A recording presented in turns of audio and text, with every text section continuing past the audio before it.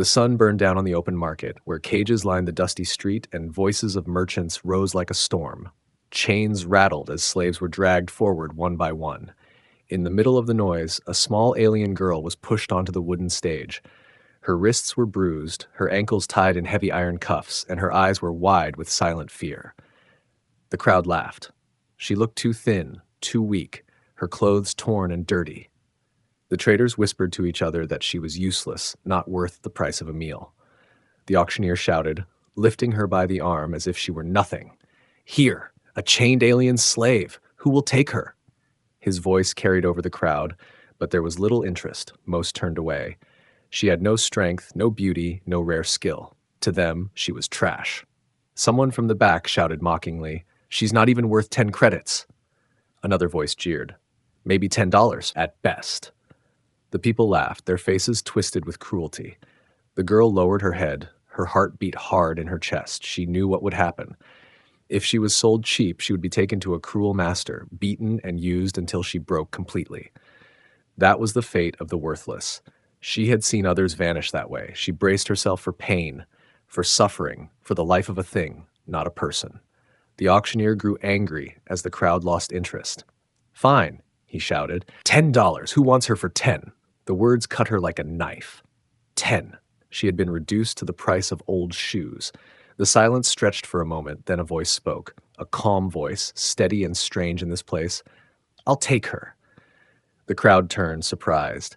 It was a human man. He stood taller than most around him, dressed not in rich robes but in simple, worn clothes. His eyes fixed on the girl, not with hunger or cruelty, but with something none of the others carried. Pity. Whispers spread through the market. "A human?" someone muttered.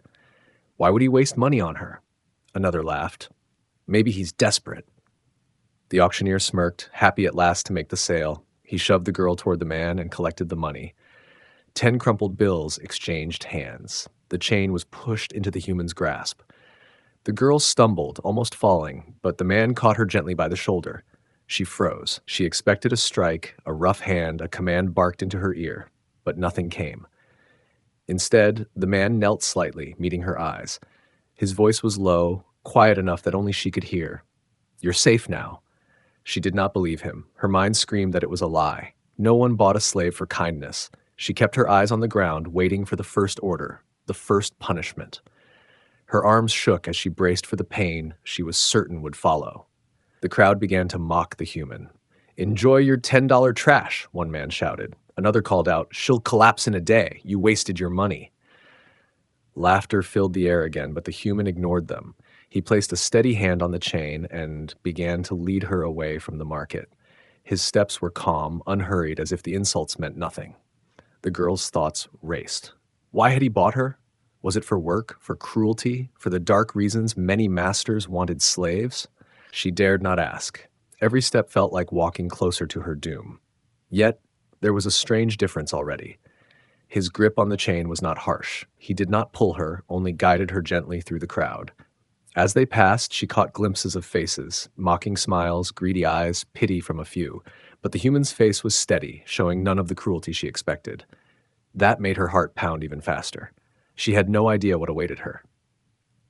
When they finally left the noise of the market behind, the girl dared a glance at him. He did not look back at her with ownership. His gaze was forward, thoughtful, almost heavy, as if carrying some burden. She could not understand. Why treat her this way? Why buy her at all? Her throat was dry, her voice barely a whisper, but she tried to speak. "Why?" "Me." The words were shaky, afraid. She expected him to snap, to remind her she had no right to ask questions. But the man looked at her, not with anger, but with a calm that unsettled her more than rage would have. Because no one else would. Her heart twisted at the answer. It made no sense. She lowered her eyes again, unable to believe. To her, all humans were cruel, all buyers were masters. Yet something inside her stirred, something she had almost forgotten. Confusion, mixed with the faintest trace of hope. Still, she braced herself. Hope was dangerous. Hope could break her worse than chains. The last time she had trusted kindness, it ended with pain. She would not fall into that trap again. But as the human walked with her into the fading light, she could not help but wonder if this time might be different. The road was long and quiet, the dust rising under their steps. She followed because the chain connected them, but she kept her eyes down, waiting for the command, the slap, the cruelty she knew must come. The silence was strange. Masters always filled the air with threats or orders, yet this human said nothing. When the chain pulled slightly, it was not harsh, it was more like a guide. She could almost believe he was careful not to hurt her, and that thought alone made her uneasy. When they reached his shelter, she expected a cold cell or a dark corner where she would be left to rot. Instead, he opened a wooden door and stepped aside, motioning for her to enter first. She froze at the doorway, confused. Slaves never entered before their masters. Her chest tightened with fear. Was this a trick? If she obeyed, would he strike her for insolence? He tilted his head slightly and spoke with the same calm tone as before. "Go in. You're safe here." The words made no sense to her, yet his eyes held no anger. Trembling, she stepped inside. The room was plain but warm. A fire glowed in the hearth, soft light flickering against the walls. She kept her arms close, her chain rattling against the floor. Her body braced itself for the pain she had known all her life, but it did not come. Instead, he placed a small wooden bowl in front of her. Inside was food, simple bread and broth. Her stomach twisted at the smell, hunger cutting through her suspicion. She had not eaten properly in days. She looked at him with wide eyes, unsure if it was really for her. "Eat," he said softly. No whip, no sneer, no test, just the word, and then he turned away, sitting down on a chair with tired shoulders. She stared at the food, then at him, waiting for the trick. Slowly, carefully, she raised the bread and took a bite. The warmth filled her mouth, strange and wonderful. No one had ever given her food without expecting something cruel in return. She chewed, trembling, glancing at him again and again. Still, he did not watch her like a master. His gaze was on the fire, his hands folded in thought. She finished quickly, unable to stop herself. When the bowl was empty, she pressed it against her chest, uncertain if she should thank him or stay silent. Gratitude had once cost her beatings. Her lips parted, but no sound came. He looked at her and gave a faint nod, as if he already knew. Then he reached for the chain. She stiffened, every muscle ready for pain, but instead of tightening it, he unlocked the heavy clasp around her wrists. The metal fell to the floor with a dull clang. She stared in disbelief at the red marks left on her skin, her hands shaking as if freedom itself were too heavy to hold. He placed the key on the table in plain sight, where she could take it if she wished. No master would ever do such a thing.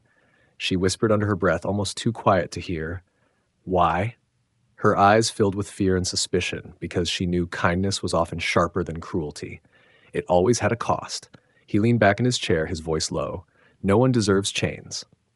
Nothing more, nothing less. His answer gave no comfort, only more confusion. She could not understand him. Why would a human, a stranger, spend money on someone broken like her and then give her freedom? That night, as the fire dimmed and shadows stretched across the walls, she sat curled near the hearth, her chains lying useless on the floor. Sleep would not come. Every time she closed her eyes, she expected him to reveal his true face, to show the cruelty she knew must be hiding. Yet the only sound was the crackle of fire and his steady breathing as he slept in the chair. The door was not locked. The window was open. He had left her every chance to run, but she did not move. Her heart warred with itself. Fear told her to stay ready for betrayal, but a fragile seed of something else began to stir deep inside, something she had not felt in a long time. Doubt that he was the monster she believed all masters to be. And in that doubt, a dangerous thought flickered. What if he truly meant what he said? What if this time she had not been bought for pain? Morning light slipped through the cracks of the window, painting pale lines across the wooden floor. She stirred from a restless sleep, her body tense, expecting the sharp tug of chains or the heavy footstep of command. Instead, the room was quiet, except for the soft scrape of metal against wood. She opened her eyes and saw him at a small table, fixing a broken pan with steady hands. The smell of warm broth drifted toward her. For a moment, she thought she was dreaming. Masters did not cook for slaves. Masters did not let them sleep near fires. He noticed her awake and pushed a bowl toward her. She sat frozen, her hands folded tight, too afraid to reach. His gaze held no force, only patience, as if waiting for her to decide. Slowly, she reached out, expecting him to snatch it away or demand something cruel, but he only nodded. She ate quickly, every bite burning her throat with hunger and disbelief. When she finished, he set a cup of water near her and then returned to his work. No questions, no threats, no harsh orders. It was as though her existence in his home was natural. Her eyes lingered on the chain still resting on the floor. The key remained on the table, untouched, close enough for her to take. She wondered if this was some kind of game. Perhaps he wanted her to run, so he could punish her for it later. That was how her past masters worked. Every kindness was a trap. She curled her arms around her knees, watching him, waiting for the mask to slip. The hours passed slowly. He worked, repaired tools, carried water, and once even laughed quietly to himself when a handle snapped in his hand. She flinched at the sound, thinking it meant anger, but his laughter had no cruelty in it. Each moment of calm unsettled her more. Pain she understood. Kindness confused her. When night came again, he placed a blanket near her side. Not on her, not forced into her hands, just left within reach. She stared at it for a long time, remembering nights when cold bit through her skin and no one cared. At last, she pulled it around her thin frame, her eyes stinging with unfamiliar heat. She told herself it was weakness, that she hated him for making her feel something other than fear. Yet deep inside, something fragile cracked open. She tested him in small ways, whispering answers when he asked simple questions. Her name, the name of the world she came from, the food she once liked.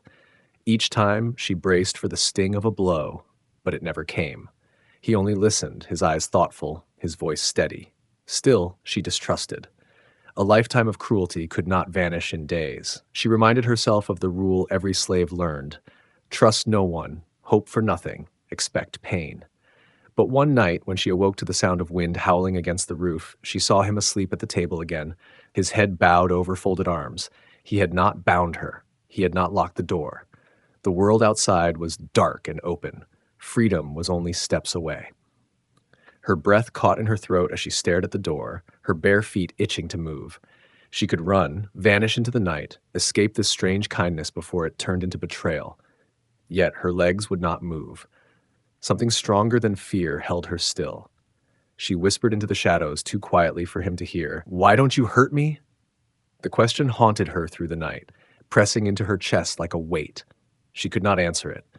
And the more she failed to understand, the more she began to wonder if the chains that bound her now were no longer made of iron, but of confusion, of doubt, and of the faint, trembling hope she could not kill. The days blurred into one another, and still the cruelty she waited for never came. He asked her to help with small things, passing tools, carrying light baskets, fetching water from the well. Not once did he raise his voice when she faltered or spilled. Instead, he smiled faintly, sometimes shaking his head with patience she could not understand. She found herself whispering short answers now, no longer silent like before. Each word she gave him felt dangerous, but each time he accepted it without anger, something inside her shifted. She noticed the details she had ignored before. He always split his meal evenly, even when there wasn't enough.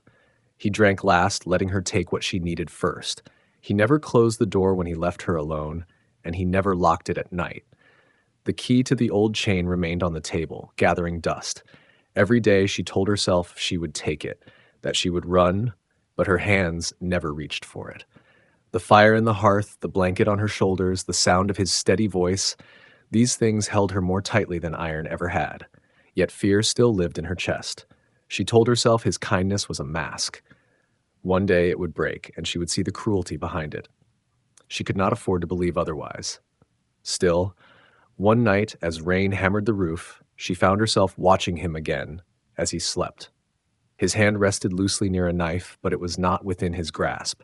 She realized he trusted her enough to leave it there, close enough for her to take. The thought shook her. Why would he do that? Did he not know what she was? A chained alien slave, worthless, dangerous if given the chance. The next morning, strangers came, two men at the door, their eyes sharp and greedy. They looked past him, straight at her, and one of them laughed. "So this is where she went?" "They said you bought her for almost nothing." His voice dripped with mockery. "You can sell her now and make a fortune. We'll pay 100 times what you gave." Her body froze. This was the moment she had expected. He would hand her over, take the money, and prove that kindness was always a lie. Her chest tightened until she could hardly breathe. She lowered her head, waiting for him to push her forward, but he didn't move. His voice was firm, quiet but unshaken. "She's not for sale." The men laughed harder, thinking he was playing with them. "Not for sale? She's worth nothing to you. We'll even throw in supplies, food, tools, whatever you want." His answer came without hesitation. "She's not for sale." The laughter stopped. Their smiles faded into disbelief. They muttered curses under their breath, but his stance didn't waver. He closed the door in their faces, the sound echoing in the small room. She stood frozen, her mind unable to understand what had just happened. Her heart beat wildly, but not from fear. It was something else, something more dangerous. For the first time, she wondered if perhaps he had meant every word. She was not chains, not a burden, not an object to be passed around. He had refused a fortune just to keep her safe. That night, when he handed her the blanket again, she took it without hesitation. And for the first time since her capture, she whispered more than a single word. "Thank you." The sound was small, broken, but it was hers. He did not answer, only gave her a quiet nod, but his silence was enough. Her world had always been cruelty and betrayal, yet here, under the roof of a human who owed her nothing, a fragile trust began to grow. It scared her more than chains ever had. The fire had nearly died when she woke in the middle of the night, the room bathed in faint red light. She shifted quietly, her ears catching every sound. His breathing was steady, calm, as he slept in his chair by the table. She studied his face in the glow of the coals, searching for the hardness that must live beneath the calm. She found only weariness, as though he carried burdens of his own. Her chest tightened with confusion. No one had ever looked at her without hunger or scorn. Why was he different? The memory of the two men still haunted her. Their eyes, their mocking voices, the way they had spoken of her like she was meat to be traded. She had felt the old terror then, certain she would be sold again. But instead of pushing her into their hands, he had stood between her and them. The words he spoke replayed in her mind. "She's not for sale." Simple words, yet they broke something open inside her. A barrier she had built for survival now cracked, and from the cracks, something dangerous seeped through. Hope. At dawn, she rose before him, driven by restlessness. Her thin frame moved carefully as she placed wood on the fire, copying the way she had seen him do it. Sparks leapt, flames caught, and she stepped back, surprised at herself. He stirred awake and blinked at her. She thought he would be angry that she had touched his things, but instead, his lips curved in the faintest smile. He said nothing, only nodded once before reaching for his tools. That small gesture filled her with a warmth she had never known. The day was long, filled with rain and the sound of water dripping from the roof. He worked outside, repairing the fence, while she lingered near the doorway, torn between fear and the strange desire to help. Finally, she picked up fallen branches and stacked them by the fire. He returned, soaked and tired, but when he saw what she had done, he didn't speak. He just placed a hand briefly against her shoulder, light and fleeting, before moving past her. The touch was not ownership. It was not cruelty. It was acknowledgement. Her thoughts twisted in circles. She had been told her whole life that she was worthless, a burden, a mistake her people wanted erased. She had believed it with every breath. But this human treated her as if she was something else entirely. Each act of kindness left her shaken. She told herself it was dangerous, that one day he would show his true face. Yet the days stretched on, and still that moment never came. One evening, when the rain had stopped and silence filled the world outside, she gathered her courage. Her voice trembled as she asked, "Why did you really buy me?" Her body stiffened, ready for the truth to cut her down. He looked at her, his eyes steady in the firelight, because no one else would. His voice was quiet, but each word struck her harder than a blow. She wanted to reject them, to scream that it was a lie, but the calm in his gaze made denial impossible. He had refused money, given her food, freed her wrists, and left doors open when he could have locked them. He had no reason to lie. Her throat burned, and she turned away quickly, afraid he might see the tears that threatened to fall. She hated them, hated the weakness they showed. Yet for the first time, they did not feel like shame. They felt like release. That night, she lay under the blanket and stared at the shadows moving across the ceiling. Fear still whispered to her, warning her that trust was a chain more dangerous than iron. But another voice, small and trembling, whispered louder. Maybe he did not see her as worthless. Maybe he saw her as something more. The thought frightened her, but she could not push it away. She hugged the blanket tighter, her heart caught between terror and the fragile, aching desire to believe. The morning sun poured through the cracks, and she sat quietly near the window, her hands resting on her knees. He was outside, splitting wood, each strike steady and precise. She watched him from the shadows, her mind tangled with questions she could not silence. Why did he treat her this way? Why had he chosen her at all? Every answer she tried to invent collapsed under the weight of his actions. He was not like the others, and that truth unsettled her more than cruelty ever had. Later, he returned carrying the wood, his arms lined with sweat and dust. He set it by the fire and glanced at her, not with command, but with a softness she had never known. He pushed a cup toward her, filled with water. She took it slowly, her eyes fixed on him, searching for the catch, the demand that should follow. But he only sat down, his gaze on the flames. For long minutes, silence stretched between them. She could not bear it anymore. Why? The words slipped from her lips, sharp and trembling.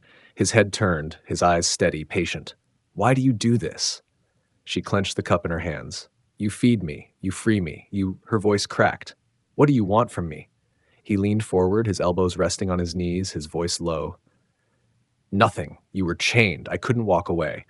Her heart pounded in her chest, the words striking like thunder. Nothing. He wanted nothing. It was impossible. Everyone always wanted something, obedience, service, her body, her life. No one gave without taking, and yet he looked at her as if her existence was reason enough. She wanted to laugh, to scream, to break something, but instead her eyes burned. She turned away, her voice a whisper she could not control. I don't understand. You don't have to, he replied. Not yet. The firelight flickered across his face, casting him in warmth she could not reconcile with the world she knew. She sat frozen, her chest aching, every defense she had built threatening to collapse. Slowly, carefully, she let the blanket slip from her shoulders and laid it on the floor between them, like an offering she did not fully understand. He didn't pick it up. He only gave a faint nod, as if accepting her gesture for what it was, an opening, a step toward trust. That night, as sleep threatened to claim her, she realized something terrifying. She no longer braced for pain the way she once did.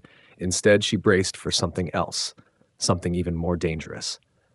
The fear that if she lost this strange, quiet human, the fragile world he had given her would vanish, and she would be nothing again. And though she tried to silence it, a single truth whispered through her chest, steady and relentless. She was no longer afraid of him. She was afraid of what she was beginning to feel for him. The sky was painted with gold and gray when she stood at the doorway, the wind tugging at her torn clothes.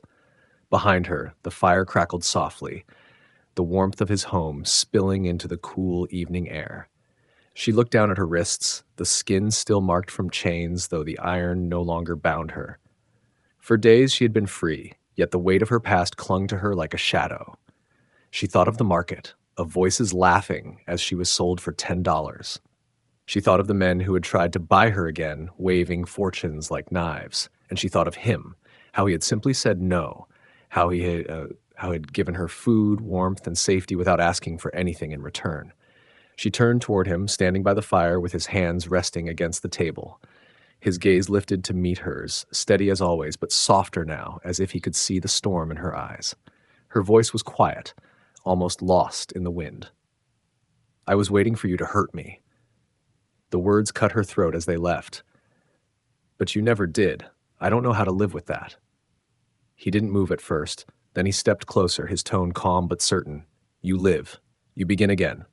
You're not chains. You're not a price tag. You're more than what they said you were. Her chest tightened, tears stinging her eyes before she could fight them back. She hated the weakness, yet he didn't treat them as weakness. He didn't even flinch. His words wrapped around her like the blanket he had once placed by the fire, simple, quiet, undeniable. Her hands shook as she pressed them to her chest. She thought of running, of leaving before this hope crushed her, but her legs refused to move. For the first time, she didn't want to escape. Freedom no longer meant running away, it meant choosing where she wanted to stay. And she wanted to stay here. Slowly, carefully, she crossed the room and placed the old chain on the table between them. Her voice broke, but the words carried truth she could no longer hide. I don't belong to you, but if you'll have me, I want to stay. His hand rested over the chain, not to claim her, but to close the past between them. He nodded once, his voice steady.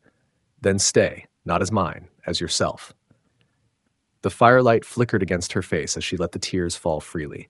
For the first time in her life, she wasn't bracing for pain. She wasn't waiting for betrayal. She was stepping into something she had never known. Love. The girl, once sold as a slave for $10, now stood unchained, not because he had bought her, but because he had given her back to herself. And in that truth, she was no longer broken. She was free.